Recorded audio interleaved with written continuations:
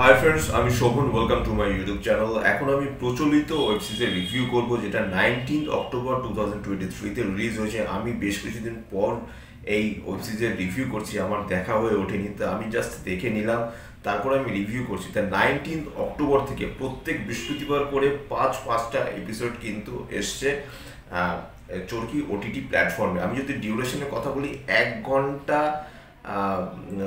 মানে 59 মিনিট, মানে প্রায় 2 ঘন্টা মতো আপনাকে টাইম ইনভেস্ট করে, 121 মিনিট টাইম ইনভেস্ট করে আপনাকে কিন্তু এই ওয়েব সিরিজটা দেখতে হবে। এবং 5টা এপিসোড এখানে রয়েছে, যেটা আপনাদের শুরুতেই বললাম। ডিরেক্টেড বাই আবিদ মল্লিক, এবং তিনি শুধু ডিরেকশনই দেননি, চিত্রনাট্য তার, স্টোরিও তিনি কিন্তু লিখেছেন। এবং প্রচলিত ওয়েব সিরিজটা কিন্তু আমার একটু অন্যরকম লেগেছে। চরকির অন্যান্য যে কাজগুলো আমরা সাধারণত দেখে থাকি, সেই কাজ থেকে একটু অন্যরকম, যেহেতুটা হ্যালোউইনের টাইমে তারা রিলিজ করেছে। এবং চরকির যে ভালো ভালো কন্টেন্ট আমরা দেখে থাকি, সেই কন্টেন্ট থেকে কিছুটা একটু হাটকে টাইপের এবং একটু উইক লাগলো। আমি অ্যাকচুয়ালি হরর ওয়েব সিরিজ সাধারণত দেখি না, কিন্তু এখানে দেখলাম, দেখে ঠিক হরর এলিমেন্ট যে জিনিসগুলো, সেই জিনিসগুলো এখানে একটু কমই ফিল পেলাম। তারপরে মোটামুটি আমি 5টা এপিসোডের কিন্তু আমি রিভিউ করবো। দ্য ফার্স্ট যেই স্টোরিটা এখানে চলে এসছে, সেটা হলো রিংটোনে কিন্তু অভিনয় করেছে আমাদের সবার প্রিয় মোস্তফা মনোয়ার। তিনি যথেষ্ট বড় মাপের একজন অভিনেতা। তো এখানে শুরুতেই দেখানো হয় যে একটা লোক রাস্তা দিয়ে যাচ্ছিল, এবং সেখানে সেই লোকটাকে স্ট্যাপ করে মনোয়ার। তারপরে তার থেকে এমনই একটা জিনিস নিয়ে নেওয়া হয়, সেই জিনিসটা নিয়ে নেওয়ার ফলে কিন্তু মনোয়ারের জীবনে এমনই একটা সময়, মানে একটা অভিশপ্ত একটা রাত চলে আসে, এবং একই কথা বারবার তার রিপিট করে তিনি এরকম শুনতে থাকেন। সেই জিনিসটা আমি এখন রিভিল করছি না, কারণ যেহেতু একজন ইউটিউবার হিসেবে আমি যতদিন পরে আমি রিভিউ করি না কেন, অ্যাটলিস্ট স্টোরিটা যদি পুরোপুরি না বলে দেওয়াটাই আমি বেটার মনে করি।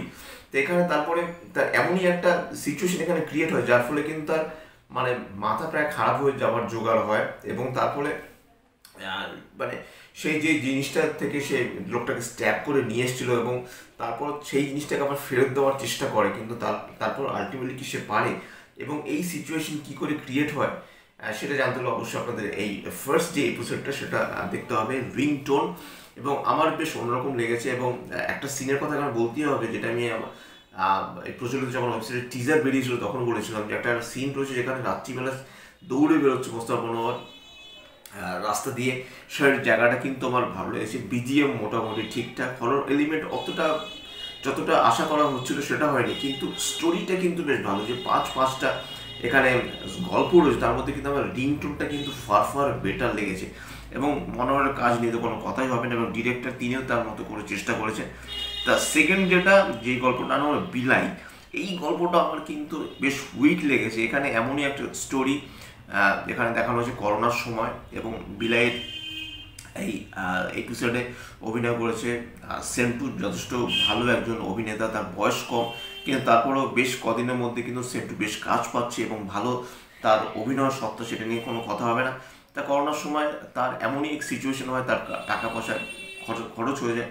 সে তার বাড়ির লোকের কাছে টাকার জন্য বারবার আবদার করতে থাকে, সেটা সে হয়ে ওঠে না। কিন্তু এমনই একটা দিন আসে, যেই দিনে তার কাছে খাবার নেই, অথচ সে দরজা খুলে দেখে তার কাছে খাবার চলে আসছে, এবং সেটা একদিন নয়, পরপর কিন্তু বেশ কয়েকদিন সেই জিনিসটা হয়। তা এর কারণটা কি, হঠাৎ করে কেই বা খাবার দিয়ে যাচ্ছে? এবং এই জিনিসটা জানতে হলে অবশ্যই আপনাদের এই এপিসোডটা দেখতে হবে। এই এপিসোডের নাম হলো বিলাই। অ্যাকচুয়ালি বিড়ালকে কিন্তু বাংলাদেশের আঞ্চলিক ভাষার লোকেরা বিলাই বলে থাকে। কারো যদি বুঝতে অসুবিধা হয়, সেক্ষেত্রে আমি এই বিলাই যে কথাটা সেটা বলছি।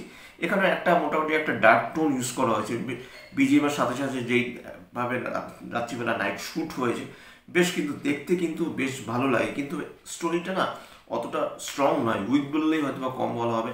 এখানে হরর এলিমেন্ট কিন্তু সেভাবে কিন্তু মানে গুজবাম করার মতো কিন্তু হরর এলিমেন্ট এখানে ঢোকানো হয়নি। তারপরেও মোটামুটি একটা চেষ্টা করেছে, এবং সেন্টু যথেষ্ট ভালো অভিনয় করেছে। অভিনয় দিয়ে সে তার মতো একটা ফিলিং নিয়ে আসার চেষ্টা করেছে। থার্ড সেটা হলো বেওয়ারিশ। এইটারও কিন্তু স্টোরিটা একটু ডিফারেন্ট টাইপের, যেটা লিড কাস্টে অভিনয় করেছে বাইজিদ। এখানে হলো এমনই একটা সিচুয়েশন ক্রিয়েট হয়, যে বেওয়ারিশ একটা লাশ নিয়ে একটা লোক একটা ভ্যানালার সাথে যায়, এবং তার একটা জার্নি রয়েছে, সেই বেশ কিছুটা পথ যায় এবং রাস্তায় একটা লোকের সাথে দেখা হয় এবং তার ফলে কি কি হয় না হয় সেই জিনিসটা জানতে হলে আপনাদের অবশ্যই এই বিয়ারিশ এই এপিসোডটা দেখতে হবে। একদম শেষে গিয়ে কিন্তু একটা টুইস্ট রয়েছে যেটা কিন্তু মোটামুটি কিছু সময়ের জন্য হলেও দেখতে কিন্তু ভালো লাগে এবং এরকম একটা হওয়াটাই অবশ্য মানে প্রেডিক্টেবল ছিল ব্যাপারটা। মানে আমি যখন দেখছিলাম তখন কিন্তু বেশ প্রেডিক্ট করে নিতে পারছিলাম যে একদম এপিসোডের শেষে গিয়ে কি হবে। কাজে একজন অডিয়েন্স হিসেবে আমি বলছি, যদি প্রেডিক্ট করে নিতে পারি জিনিসটা, তাহলে আমার মনে হয় এই জিনিসটা এইভাবে বানানোর কোনো মানা হয় না। জিনিসটা যদি আনপ্রেডিক্টেবল হয় তাহলে আমার মনে হয় সেটা বোধহয় অনেকটাই ফার বেটার মনে হয়। এই বিয়ারিশ স্টোরিটাও কিন্তু আমার বেশ উইক লেগেছে, বিলেট থেকেও কিন্তু আমার বিয়ারিশ স্টোরিটা অনেক উইক লেগেছে। যাই হোক, তাও আপনারা বিয়ারিশ এই এপিসোডটা দেখতে পারেন।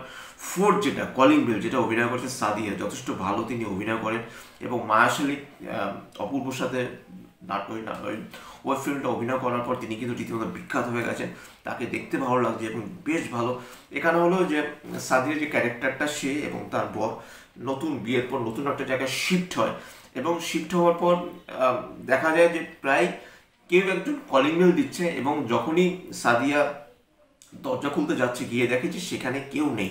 তা এর পেছনে স্টোরিটা কি, কেনই বা এই জিনিসটা হচ্ছে যে কলিং বেল দিচ্ছে কেউ এবং যখনই দরজা খোলা হচ্ছে তখন কাউকে দেখা যাচ্ছে না। এর পেছনে স্টোরিটা কি, এই স্টোরির মধ্যে কিন্তু মা এবং ছেলের একটা ভালো একটা বন্ডিং লুকিয়ে রয়েছে এবং মা বাবা বা ছেলের এই যে মানে প্যারেন্টসদের একটা যে ভালো একটা বন্ডিং, সেই জিনিসটাকে কিন্তু খুব সুন্দরভাবে দেখানো হয়েছে এবং সাদিয়া কিন্তু সেই প্রবলেমের সলভটা করে।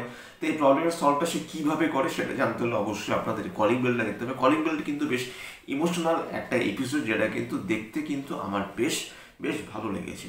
এবার আমি যদি মুভ করি হলো হাত বদল, যেটা একদম লাস্ট এপিসোড প্রচলিত ওয়েব সিরিজের একদম লাস্ট এটা, এবং এখানে কিন্তু অভিনয় লিড কাস্টে রয়েছিল ইয়াশ রোহন, যথেষ্ট ভালো তিনি অভিনয় করেছেন।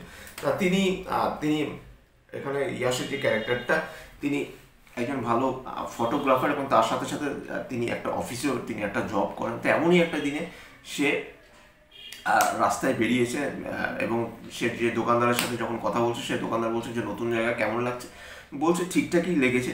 তা কিছু রাস্তায় যাওয়ার পর সে দেখে একটা লোক একটা কুকুরকে সে আদর করছে, কুকুরটার নাম হলো রেবেল। তারপরে এমনই একটা সিচুয়েশন সেখানে ক্রিয়েট হয়, রেবেলকে সে তো লোকটা দিয়ে দেয় রেবেলকে, কিন্তু রেবেলের যে মালিক তাকে দেখা যায় না এবং এই যে রেবেলের যে মালিক তার কিন্তু একটা ব্যাক স্টোরি রয়েছে। সেই স্টোরিটা সে জানতে পারে কিছু দূর গিয়ে একটা ফ্ল্যাট পড়ে, সেই ফ্ল্যাটে যে সিকিউরিটি গার্ড তার মুখে সে শোনে এই কারণ রেবেল দৌড়ে গিয়ে সেই ফ্ল্যাটে সেখানে চলে যায় রাত্রিবেলা ঘুরতে। তখন কিন্তু এই যে রেবেলকে যে লোকটা দেয়, তারপর সেই লোকটা দেখতে না পাওয়া এবং সিকিউরিটি গার্ড এমন একটা স্টোরি বলে, সেই স্টোরিটা শুনে রীতিমতো চমকে যায়। হাত বদলের এই যে নামটার কিন্তু সার্থক কথা কিন্তু সেখানে, এবং সব মিলে কিন্তু হাত বদলে কিন্তু আমার বেশ ভালো লাগছে। সেরকম হরর এলিমেন্ট নেই, যারা হরর জনার যারা দেখতে পছন্দ করে না তারা কিন্তু এই ওয়েব সিরিজটা মানে দেখতেই পারেন, তারা খুব একটা ভয় পাবেন না। কিন্তু আমি অ্যাকচুয়ালি যতটা ভেবেছিলাম অ্যাকচুয়ালি সেই জিনিসটা কিন্তু আমি সেই ফিলটা কিন্তু অ্যাটলিস্ট আমি এই ওয়েব সিরিজের মধ্যে পাইনি। কিন্তু তারপরেও আপনারা দেখতেই পারেন, 2 ঘন্টা টাইম ইনভেস্ট করে আপনারা দেখতেই পারেন। এবং এখানে কিন্তু বেশ কিছু ড্রোন শটস নিয়েছে, সেই শটটা কিন্তু আমার বেশ ভালো লেগেছে। প্রত্যেকটা এপিসোড থেকে বেশ কিছু ড্রোন শট নিয়েছে, সেটা কিন্তু আমার দেখতে বেশ ভালো লেগেছে। এবং স্টোরিগুলো কিন্তু চেষ্টা করেছে, কিন্তু মোহাম্মদ আবিদ মল্লিক সে তার মতো করে কিন্তু চেষ্টা করেছে সাজিয়ে গুছিয়ে একটা ওয়েব সিরিজ বানানো। তা সব মিলিয়ে কিন্তু এটাই ছিল আমার প্রচলিত ওয়েব সিরিজের রিভিউ। যদি চ্যানেলটা ভালো লেগে থাকে লাইক, শেয়ার, কমেন্ট এবং সাবস্ক্রাইব করতে ভুলবেন আমার চ্যানেলকে। ইনস্টাগ্রামের লিঙ্ক, ফেসবুকের লিঙ্ক এবং ইউটিউবের লিঙ্ক আমার ডিসক্রিপশন বক্সে দিয়ে দেওয়া রয়েছে, সেখান থেকে আপনারা কানেক্ট করতে পারেন। এবং যারা প্রচলিত ওয়েব সিরিজ দেখেছেন তাদের কেমন লাগলো নিশ্চয়ই আমাকে কমেন্ট বক্সে লিখে জানান। Till then, stay tuned, tata.